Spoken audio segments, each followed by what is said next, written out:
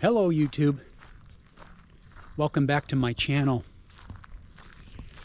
I was out doing some work out around my house the other day, and I couldn't help but notice the trees and how the leaves are changing color. And so I had to take some time to reflect on the trees.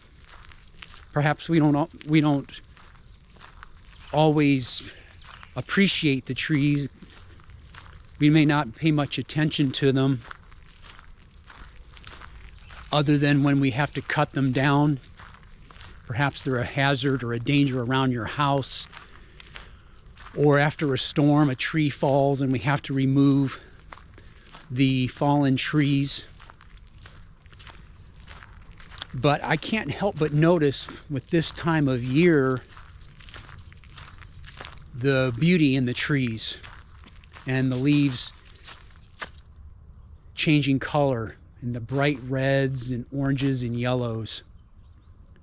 And I had to remind myself, why do the leaves change color? And the reason being is they're losing their chlorophyll, the chlorophyll that makes them green. This time of year, it's getting colder, less sunlight, so they're not producing the energy and food like they did. And so now they're losing their color, and soon they will be dormant. And before we know it, it'll be wintertime. So that's what this video is about, taking some time to appreciate the trees that are around us. And perhaps we don't necessarily think about them too much in our everyday life.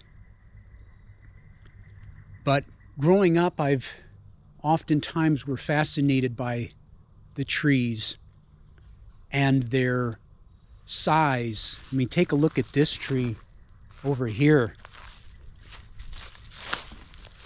I mean, this thing is huge. How old is this tree?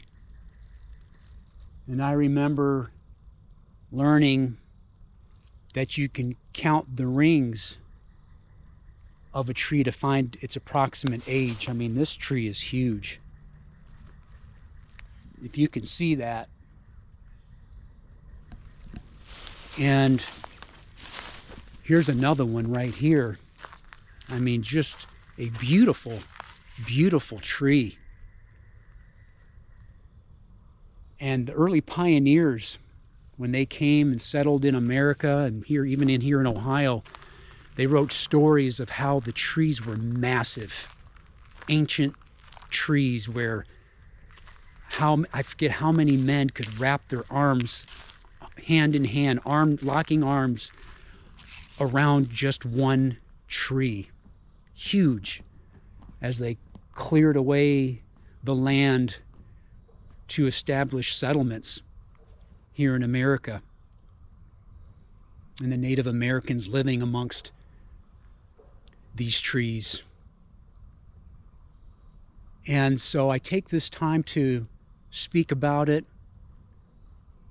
and I had to remind myself on what trees do.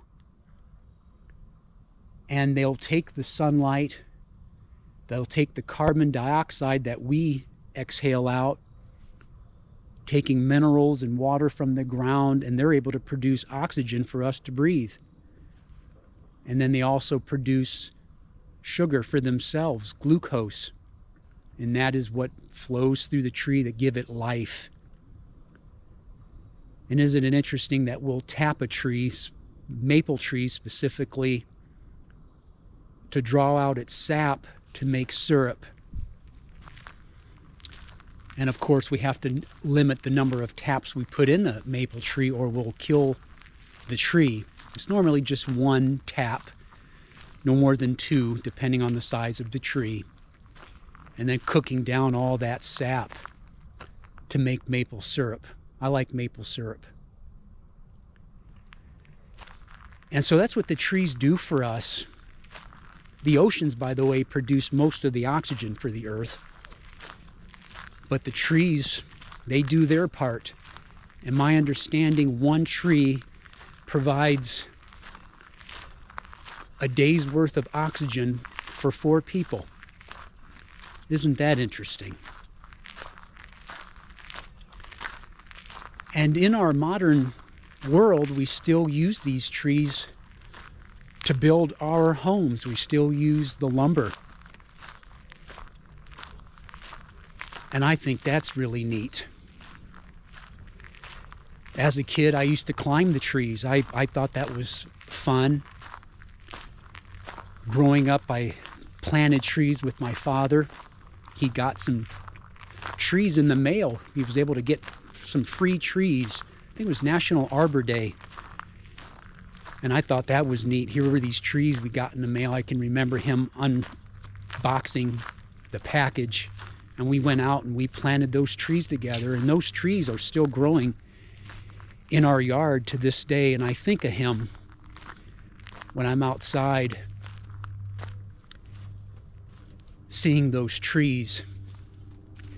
And the other interesting thing is the previous owners of our old farmhouse had numerous fruit trees that grew on the property. So I grew up eating apple trees, or eating apples and plums and peaches and cherries. And one apple tree had 2 types of apples on one tree. The trees were grafted, where they grafted one variety of apple to the one tree, so the tree was producing 2 different varieties of apples. I thought that was neat. Grafting, tree grafting. I've never done that before. That'd be interesting to try that, to see if you can do it. I admire people who can work with wood, woodworkers, how they can make beautiful cabinetry and tables and chairs, and they just are able to work with the wood.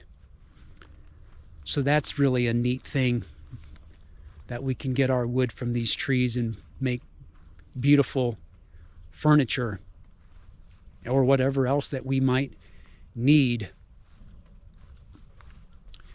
I observe the trees on occasion. What I've noticed too in my yard is how some of the trees appear dead. They're rotten on what appear to be a dead tree, but yet there's a few branches that are still growing on what appears to be a dead tree. And I recently had an apple tree cut down. It was old. Who knows how old that tree was? Well over 50 years old, maybe 60, 70, 80 years old, that tree. But I was afraid that it might blow over and hit the house, so I had it cut down. But it was still, even though a lot of it was rotted, it was still bearing fruit. So I remind myself that we can still bear fruit in old age, just like that tree. And we've often heard that expression, if a tree falls in the forest and no one's around to hear it, does it make a sound? Many quotes in regards to trees. We enjoy the shade of a tree that somebody planted years ago. When the roots of a tree are well planted, there's no fear of the wind. All kinds of different quotes in regards to the trees. One acorn can produce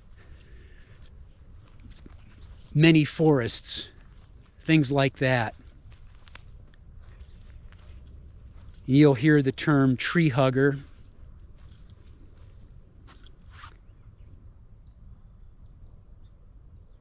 Sometimes it's not a word that's used positively, but if you look up the word, or if you look up the original tree hugger, it originated from 1730, an event that occurred then in India. And the king at the time wanted some lumber for a new palace, so he sent out his soldiers out into the nearby villages, and the Hindu sect at the time got upset with that and were protecting their trees, didn't want the soldiers to cut them down, and were literally clinging and hugging on to their trees. And the story goes that over 360 men and women died trying to protect their trees. So they were the original tree huggers.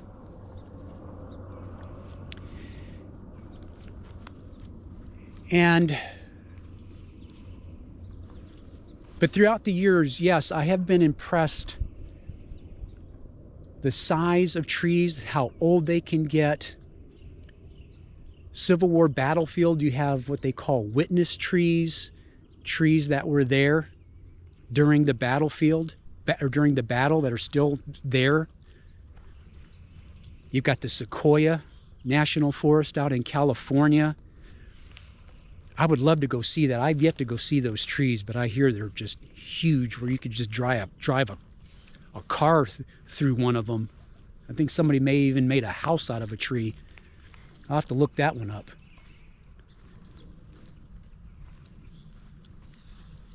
But I look at these trees, and we all have a part to play on this terrestrial ball floating in space called planet Earth. And it's a shame that we can't get along better on this planet. But the trees have their part. The birds that you can hear have their part. They're playing. They're just doing what comes natural to them. And the deer, I saw a couple of them just walk by in front of me here. They're doing their part. So everybody has, it seems, a part to play on this planet. And the late President Harry Truman, he was retired. He was 80 years old, went living in Independence, Missouri. He used to walk every morning. And he would walk with his pastor. And there was a large ginkgo tree there in Independence, Missouri, one of the biggest trees there in the town. And years later, his pastor, last name was Milton, I believe it was, told the story that Truman would talk to that tree, and they asked him, well, then what did Harry say? And he said that Harry said to the tree, "You're doing a good job. You're doing a good job." And perhaps we don't hear that enough. And even though there's a lot of stuff going on in this crazy world that may not be going so well, and it's easy to get wrapped around the negative of things that aren't going so well, and a lot of uncertainty and fear and everything, but yet things are still going like clockwork, like nature here. Every year, the trees change color.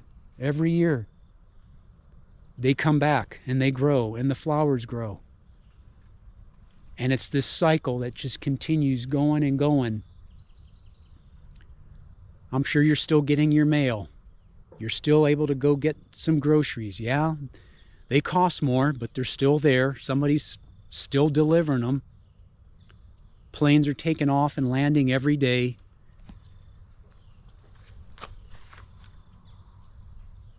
So people are doing a good job. And I just found that interesting that Truman, in his advanced age, retired, years out of the presidency, walking around, talking to that tree, noticing its grand size, and to be able to look at it and say, "You're doing a good job." And maybe we need that reminder sometimes, or maybe we can even tell people that you're doing a good job. You're doing a good job. And we can look at the trees, and perhaps we can take a lesson from them. So that's what I wanted to share in this video. An appreciation for the trees. Until next time.